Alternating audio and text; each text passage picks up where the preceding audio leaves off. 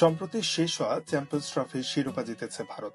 আইসিসির বৈশ্বিক এই আসরে চ্যাম্পিয়ন্স হওয়া দলকে 58 কোটি রুপি, যা বাংলাদেশি মুদ্রায় প্রায় 81 কোটি 69 লাখ টাকা বোনাস দেওয়ার ঘোষণা দিয়েছে ভারতীয় ক্রিকেট কন্ট্রোল বোর্ড। গত 9 মার্চের ফাইনালে নিউজিল্যান্ডকে 4 উইকেটে হারিয়ে রেকর্ড তৃতীয়বার চ্যাম্পিয়ন্স ট্রফি জেতে ভারত। স্কোয়াডে থাকা খেলোয়াড়দের পাশাপাশি কোচিং ও সাপোর্ট স্টাফ এবং নির্বাচক কমিটির সদস্যরা এই অর্থ পুরস্কার ভাগাভাগি করে নেবেন।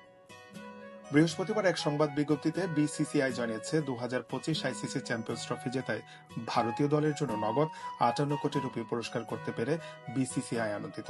এই আর্থিক স্বীকৃতি খেলোয়াড়, কোচিং ও সাপোর্ট স্টাফ এবং ছেলেদের নির্বাচন কমিটির সদস্যদের জন্য সম্মানী। বিজ্ঞপ্তিতে আরও জানিয়েছে, অধিনায়ক রোহিত শর্মার দক্ষ বিচক্ষণ নেতৃত্বে ভারত টুর্নামেন্টে আধিপত্য বিস্তার করেছে। ফাইনালে ওঠার পথে 4টি গুরুত্বপূর্ণ জয় পেয়েছে।